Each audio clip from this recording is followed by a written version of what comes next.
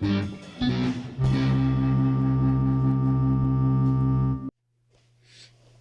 everybody, and welcome back to VGBoombox. This is Bobby, and in today's tutorial we're going to be looking at the Secret of Mana song, A Conclusion. Yes, that is correct. We are finally getting to my favorite game of all time. I know that is a lofty statement, but it is absolutely true. If you follow my channel for any amount of time, you've probably heard me make this statement and this claim before.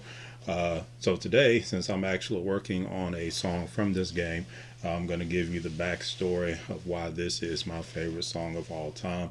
If you're just here for the tutorial, please feel free to skip ahead. It will not hurt my feelings at all.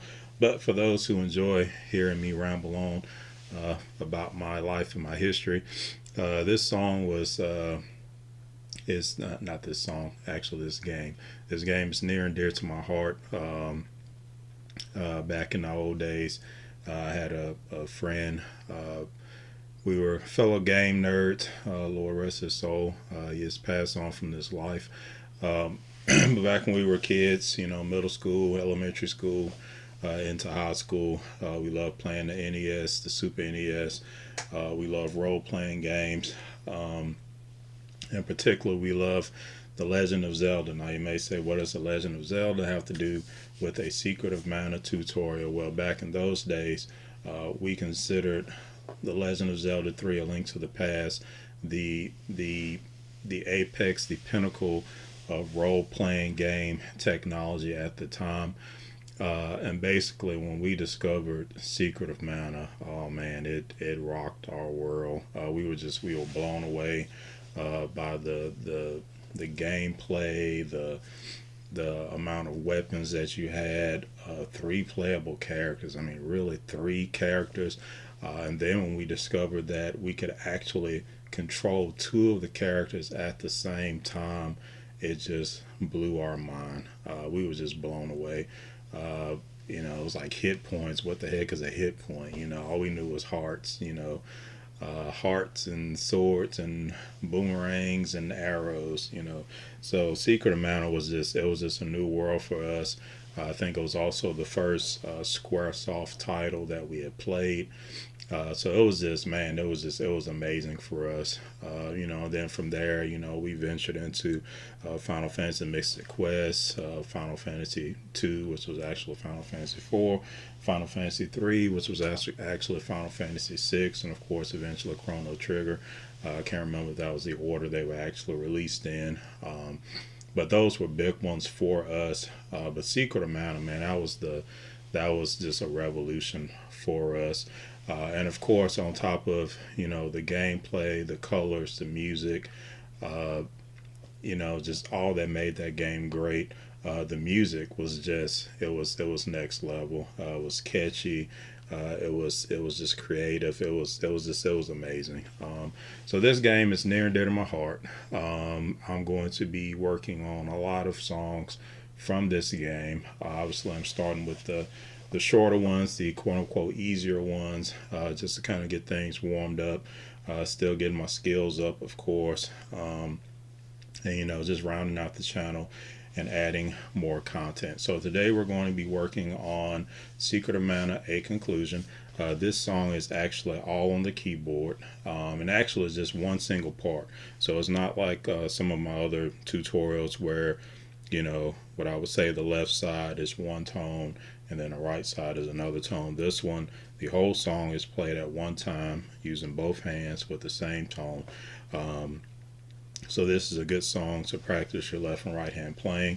I actually learned a new term while I was working on this song called polychords. So this song is comprised almost entirely of polychords. Polychords being chords that are played two chords at the same time. So for instance, the very first chord of the song is A, B, E with the left hand, and then it's also A, B, E with the right hand.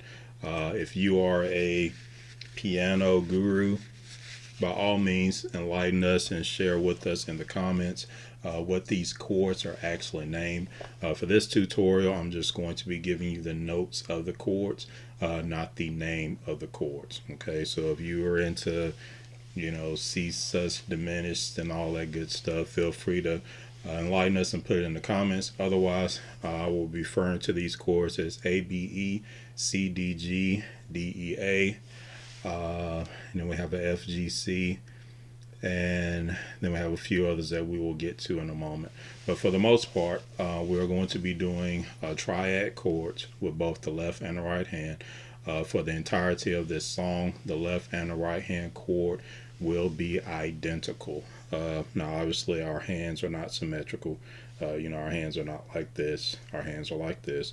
So even though the chords are the same, you won't be using the same fingers for each chord, left and right. So for the first chord, the A, B, E, I'm using pinky, ring finger, and thumb. But then, of course, for the matching chord, I'm using thumb, first finger, pinky, if that makes sense.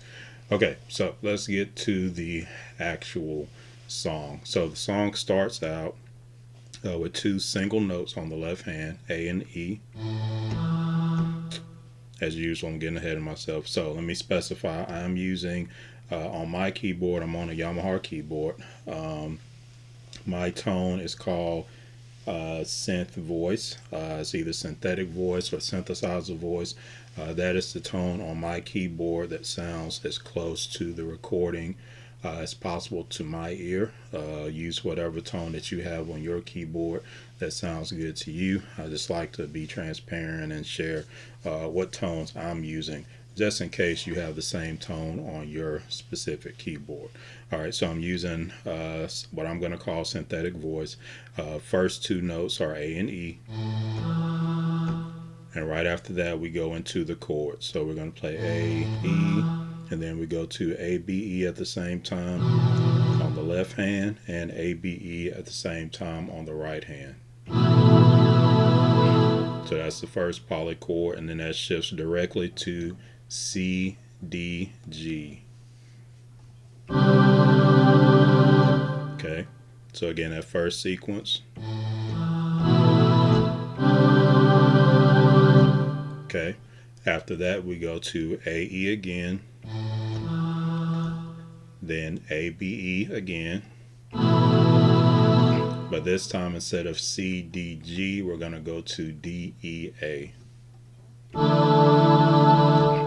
Now, first thing you will notice if you're paying attention is D, E, A is a whole step to the right of C, D, G. So basically you're going to shift your hands on the white keys from this to that. Okay, so from here to here. Okay, so that's the only difference between the first polychord sequence and the second polychord sequence. So let me go through those again. Second time. All right, third time is a repeat of the first time. Fourth time is a repeat of the second time.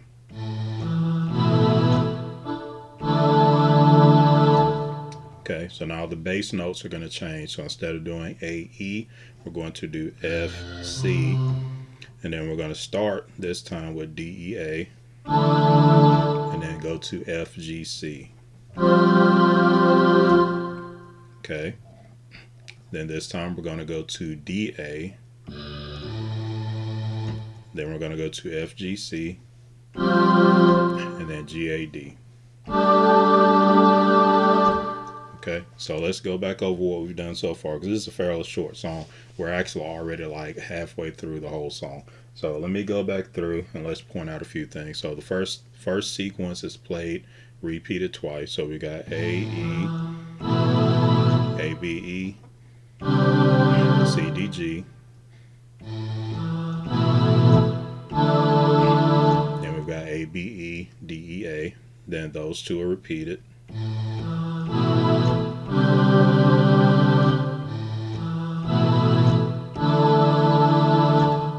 Okay, so the next time we go to F, C, D, E, A. Now what I want to point out is the first polychord of this sequence is the same polychord that we just finished in the previous sequence. You'll notice my right hand is still in the same place. It has not moved, and it does not have to move. So what I typically do when I play this song is once I get to the, so let me go back.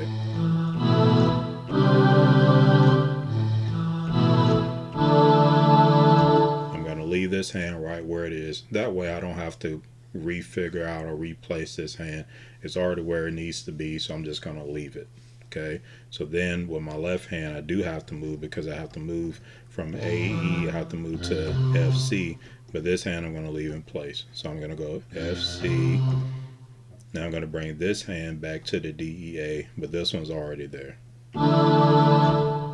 And then we do the F, G, C. Now again, the next chord sequence, I'm going to move to D, A, but this hand is already on F, G, C. So again, I'm just going to leave it and then bring this hand to match it. And that's the G, A, D. Okay. All right. So now we just go to, we've got two more pairs of polychords, and then that's really the end of the song. Then it just repeats from there. Okay. Now there is a change here. So up until now, we've only had two notes for the bass line. We had A, E. Then we had A again. Then we had A for the third time, A for the fourth time. Then we had F, C. Then we had D, A. This time we actually have three notes for the bass line. I guess you could call it bass line. So this time we're going to do F, A, E, and okay. So let me point out that for these last four polychords, the chord shape is different from the polychords we played up until this point. Up until this point, the polychord shape has basically been, you have the root note, let's say for instance the A, then the next note was right next to it. So we had A, B, and then E. Okay, that's been the shape up until now. It was like white key, skip a key, white key. Right? That's been the shape. So we had that. Then we had C, D, G, which was white key, next white key, skip a key, white key.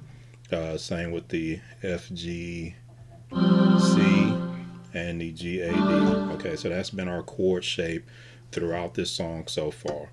So it's been like 1, 2, skip 4, skip 5, or I'm sorry, 1, 2, skip 3, skip 4 and 5. That's been our shape up until now, and that's been the shape for every chord that we've played so far. These chords have a different shape. So for these chords, like the first one is C, and then E, and then A. So it's white key, skip a key, white key, skip 2 keys, and then white key. So we're spanning 6 keys now. Okay. The other thing that's different about these two, or these last 4 polychords, is that they include a sharp.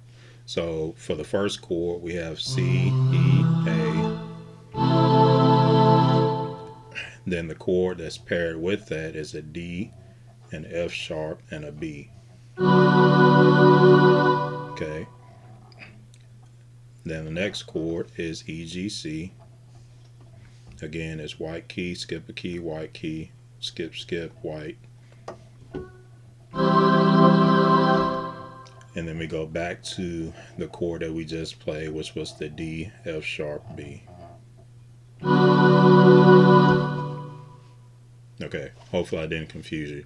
So let's go back. So we've got, the song starts with A, E, C, D, G. That's the D, E, A. Then we do it again. That's a C, D, G. And we go back to A, E. That's the D, E, A. Then we go to F, C. That's F, G, C. Okay, then we got D, A.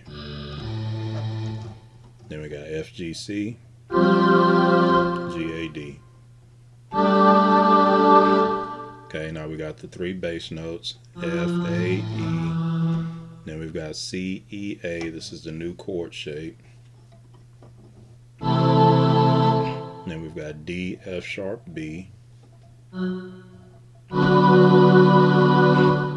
then we got A, E again. Okay, then E, G, C, new chord shape. Then back to the D, F sharp, B. Alright, and believe it or not, that is the whole song. Again, this is probably, as I always say, or as I have been saying, I want to say this is one of the easier songs. Easier in terms of it's one instrument, it's one part, it's fairly short. If you're like me, if you're fairly new to the keyboard, which I am, unapologetically, I'm learning on the job. This was a challenging song for me. I'm still getting used to playing left and right hand at the same time. The poly chords were a challenge. Just playing these chords cleanly, which we're going to talk about in detail in a minute, was a challenge for me as well. So I say it's one of the easier songs. You may find it challenging just as I did.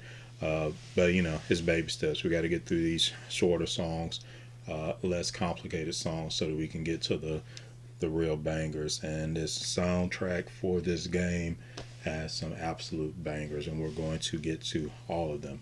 Okay, so I'm rambling again. Okay, so we're going to play all the way through the song again, one good time, and then I'm going to talk about a few fine points, and then that will be it for this tutorial. So we're going to go back to the A and the E, and we're going to play all the way through. Let's see if I can do this without talking.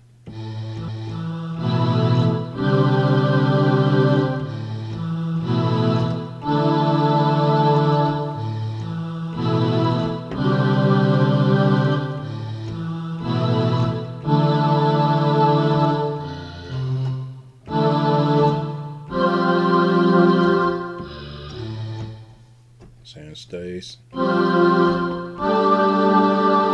notes.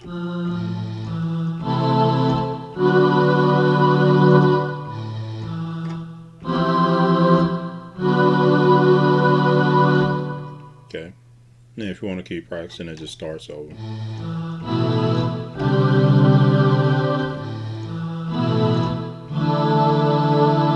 Third time.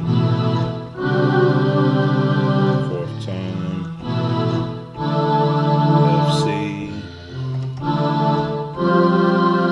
D, A.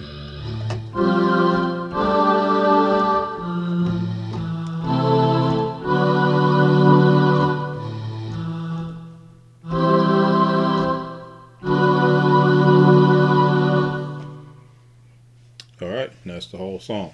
Okay, so fine points. Again, this song you have to play with both hands, unless you are a mutant or an alien, or unless you are playing along with a co-pilot. You're going to have to use both hands. And the cool thing about this song, or I guess I could say the funny thing, if you play just one of the chords without the other chord, to me it doesn't really sound right. Because it sounds like something's missing, because something is missing. Even if I play the higher octave. Now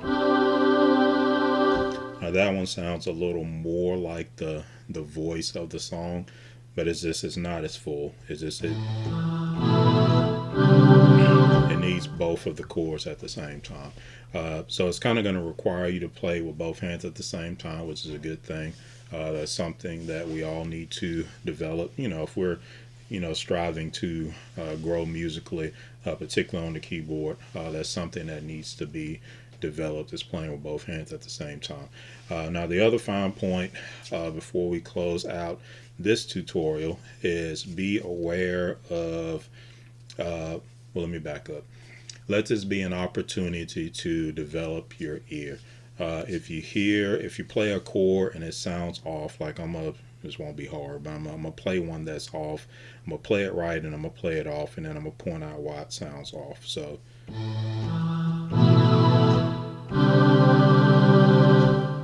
Okay, so that's right.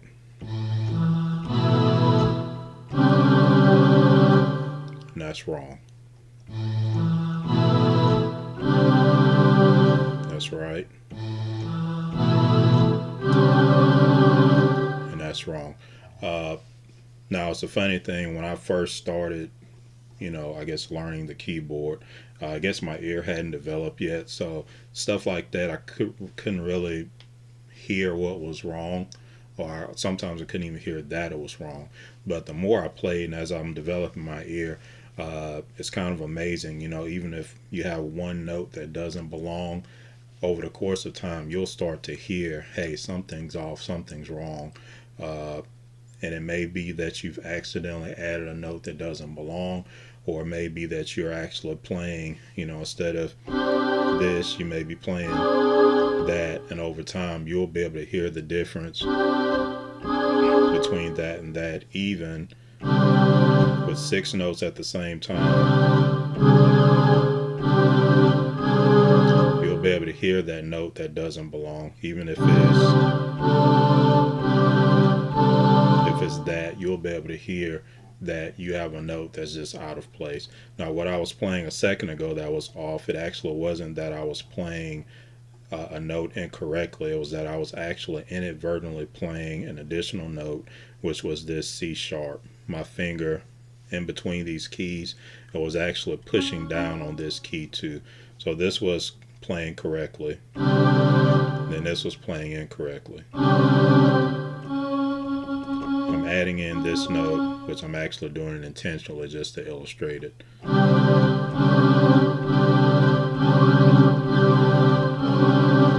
Just to illustrate, hopefully, that you can hear that something's off. And what's off is that my finger is laying on this key and it's pressing it down with that key. So that's the D by itself, and that's the D with the C sharp. So that's just one of the fine points I wanted to point out for this song. Basically, that's one that I've experienced a lot learning this song, because I've done it a lot trying to learn this song. So I just wanted to point that out. The other fine point about this song is really going to take some left hand speed to play this song cleanly. And what I mean is this left hand is going to have to move quickly from left to right, jumping around with these chords. Again, because some of the chords carry over from one part to the next part with the right hand. The right hand kind of gets a break, kind of gets a cheat, but the left hand really has to move quickly from one chord to the next, especially when you have to play the bass notes before you play the chords. Okay, so like the first part of the song, now this one is easy because the bass notes are part of the first chord, so you don't actually have to move your hand on that one. You just have to move your hand from this chord to this chord. Okay, but when you get to like the F-C chord, see there, you've got to move your left hand from the bass notes, and you got to quickly jump over here to the D, E, A, and then the F, G, C, if you want the song to sound correct. So that's the other fine point. Really focus on moving your left hand quickly. Really focus on your left hand accuracy. A lot of it is just practice. It's muscle memory. Over the course of time, you'll really kind of have a feel of the distance from the bass notes to the chords on the left hand, and you'll be able to jump, from here to here fairly accurately, without kind of really thinking about or really looking at where you're going. And I guess that will be the final fine point that I will address. Now, for me, I've played this song enough times that I've kind of memorized it, so I'm not really sight reading it. I'm just kind of playing it from memory. So I'm actually able to sort of cheat in the sense that, like when I play this DA visually with my eyes, I'm looking ahead to where I'm going next. So it helps me to get from here to here more accurately without my hand actually landing on the wrong keys, because I'm actually able to look at where I'm going before I actually move my hand. Now, if I was actually sight reading this, then it would be critical that I actually have a good feel for the distance from here to here to be able to land on it, either without looking at my hands directly, or to be able to kind of see it with my peripheral vision and really kind of gauge where I'm going. But those things, they just come with practice. A lot of this stuff, I didn't think it was, really possible to do and to play, to move around on the keyboard without actually looking at what you're doing. But the more I'm playing, it's starting to click, which I'm really glad about. Hope and pray that as you practice, that you'll see improvement over time. On that note, and I'll say this final thing, really make sure, if you're endeavoring to get better at any musical instrument, make sure you put in some consistent practice every day, even if it's like 5 minutes. I mean, if you literally just turn it on and turn your keyboard on, play through a song one time, try to touch your instrument at least one time every day. An hour a day is amazing. More than that is astounding. But if you can only squeeze in 5, 10, 15 minutes a day, really try to squeeze in that time. Will help your development tremendously. I say that from experience. It's also scientifically proven. So hey, put in the time, get in your reps, and let's just grow and develop together. Yeah, so that's it for this one. Again, Secret of Mana, favorite game of all time. You'll be seeing it again very soon. In fact, I'm working on another song, Still of the Night. I'll probably be recording that one next week or two. We'll try to get it up fairly quickly. I've kind of been off for a little while with the holidays and whatnot, and busyness with work and family. But getting back in the groove, got that one almost dialed in, so I'll be recording that one and uploading it soon. And again, this game, yeah, you're going to be hearing a lot of this soundtrack from me. Secret of Mana, Breath of Fire 3. Oh man, it's just so many songs from these games that I just have to get out. So yeah, that's it. Okay, I'm rambling again. Thanks for tuning in. As always, like, subscribe, share, turn on notifications, drop us a comment below, let us know what you think. If you would like to request any songs, jump over to the Patreon page. We would love to have your support. Membership tiers: $1, $3, $5 a month. 8-bit, 16-bit, and 64-bit Elite Grandmaster are the tier names. We would love to have your support. The more support we can muster up, the more content we can create. In the very near future, I'm hoping and praying that, with your support, we can start offering some sweepstakes and some other fun incentives for members. Also, members, third tier members can request songs and parts of songs. Those parts of songs or songs, all of those requests, as they are completed, will be uploaded to Patreon as exclusive Patreon content. I think everybody loves exclusive stuff. It's like, why be a member of something if you don't have exclusive benefits, right? So yeah, jump over to the Patreon page, get plugged in, join the community, comment, like, share, give us a follow, and we will see you in the next one.